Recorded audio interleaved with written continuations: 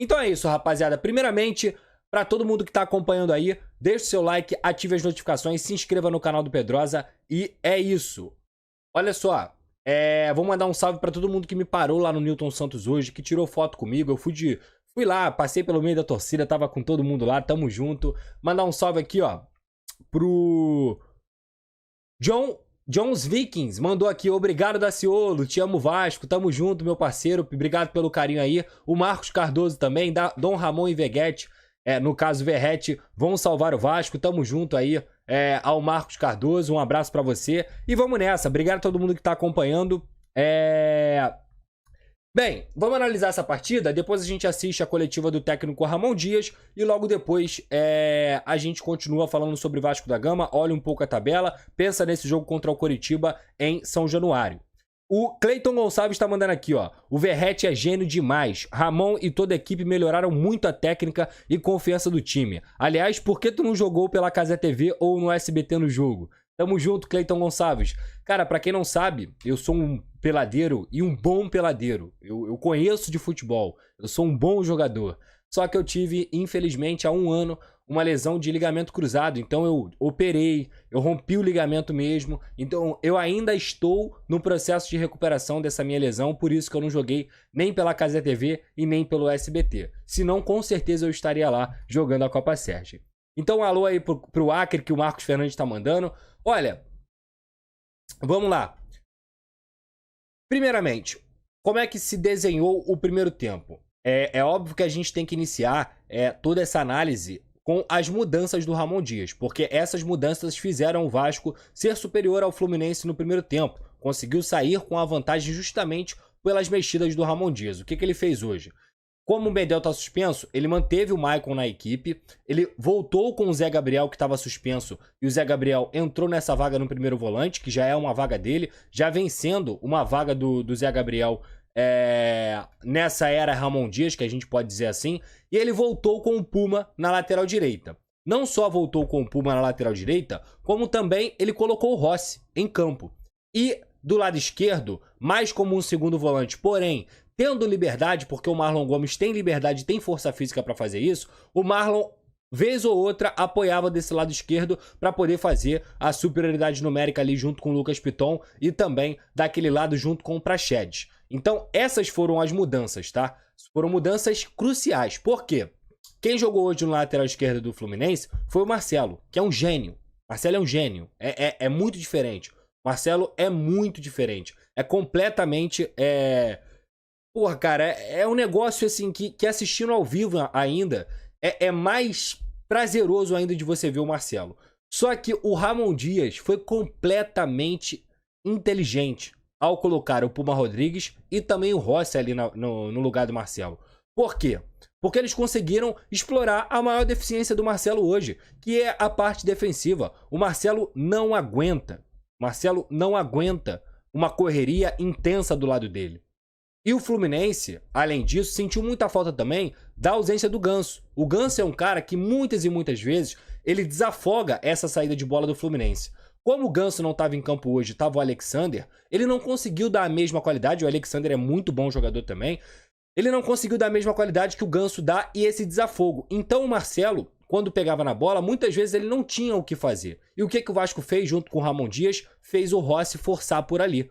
Então o Rossi, não só defensivamente, mas também ofensivamente, foi o cara do primeiro tempo. Ele foi o cara do primeiro tempo.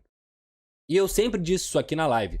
Eu prefiro muito mais o Pumita mal, o Pumita em má fase, do que o Robson. Por quê? Porque, cara, com todo respeito ao Robson, que é extremamente dedicado, ele corre, ele se dedica, ele tem muita limitação com a bola no pé. Muita. Então o Vasco perdia um jogador quando ele estava em campo com bola. O Pumita não. O Pumita tem as deficiências defensivas dele, isso é fato. Só que ele é um cara que sabe jogar futebol. Ponto. Ponto. Ele sabe fazer a função de lateral. E quando o Rossi colou com o Pumita, as melhores jogadas do Vasco já estavam saindo pelo lado direito. Justamente o quê? O lado do Marcelo. O lado onde o Marcelo estava mais frágil. E aí o Rossi e o Pumita conseguiam tabelar, Ora, o Paulinho caía ali e caía muito bem. Então, o Vasco teve a superioridade naquele lado direito, explorando a deficiência do Marcelo por conta da questão física. Marcelo não é um cara que consegue acompanhar o Rossi. E vice-versa, porque defensivamente o Marcelo não conseguiu superar o Rossi nesses momentos onde ele subia. Então o Vasco ganhou o jogo no primeiro tempo ali. O gol do Vasco sai assim. Aliás, eu já vou para a polêmica que é a questão da falta. Eu, gente, particularmente do estádio, na hora que eu tava lá no estádio, eu achei falta. Eu falei assim, cara, pegada por trás, foi falta no Cano. Tanto é que no Twitter, logo quando sai o gol, a primeira coisa que eu falo é, e aí, foi falta? Lá do estádio não dava pra ver. E aí, obviamente, depois que eu saí lá do estádio, eu fui rever o lance. E, cara, é um lance difícil? É um lance difícil. Mas eu não consigo. Eu não consigo entender como falta. Eu acho que o Paulinho foi, inclusive, só na bola. Ele pega a bola. E aí até eu vi uma foto do Caio Blois, que é um baita de um jornalista que cobre o Fluminense, compartilhando como é que tinha ficado o calcanhar do Cano. E eu não duvido que o Paulinho pode ter resvalado no calcanhar do Cano. Eu não duvido que ele pode ter dado uma pegada. Mas, cara, o Paulinho visa só a bola.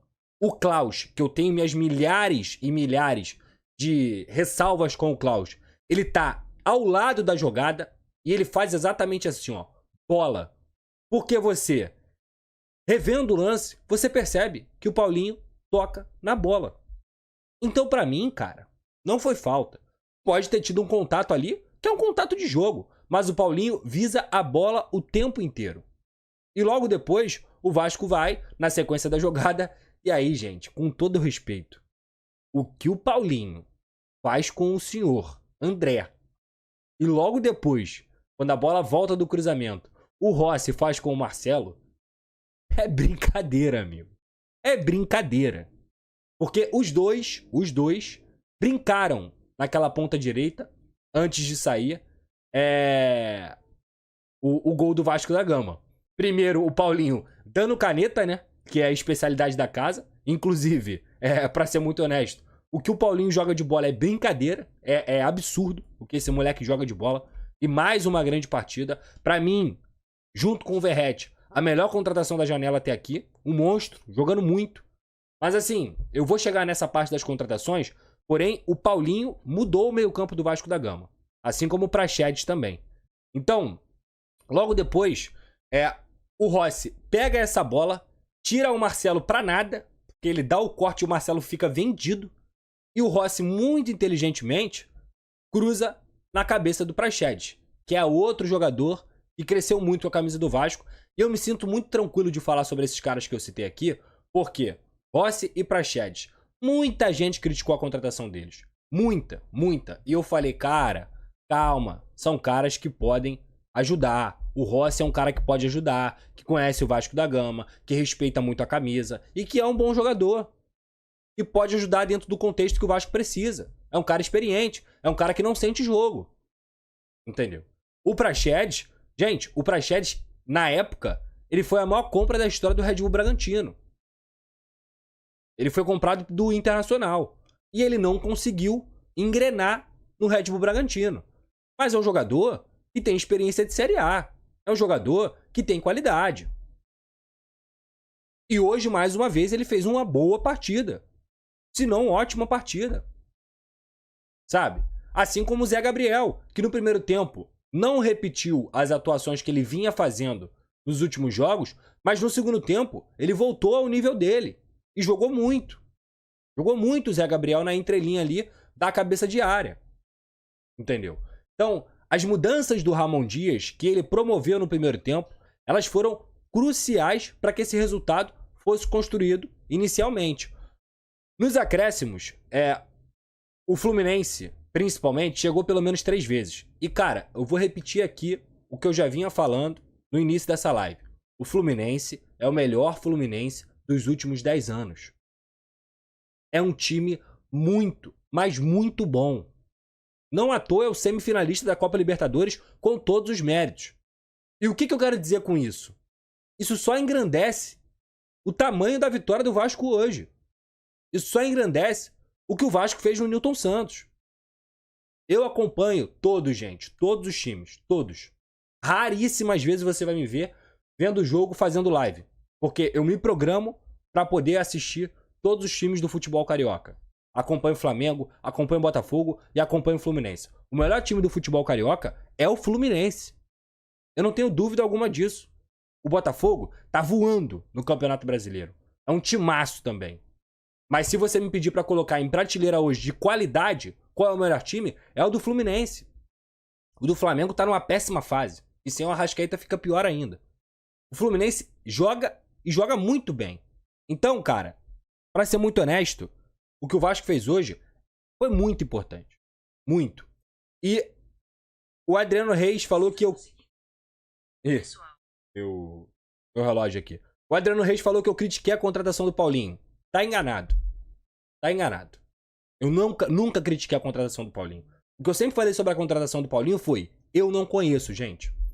E a gente estava num momento ali, que era um momento de janela, onde se necessitava de nomes que fossem dar uma tranquilizada no torcedor do Vasco.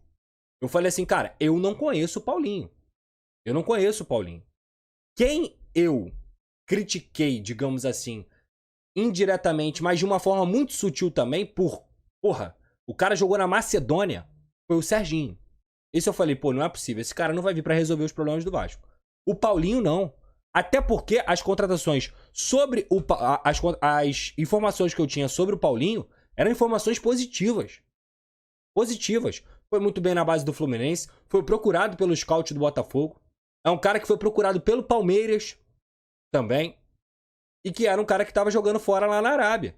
Quando ele chega ao Vasco da Gama, as referências que eu tive do Paulinho foram positivas. Mas o meu discurso é sempre o mesmo.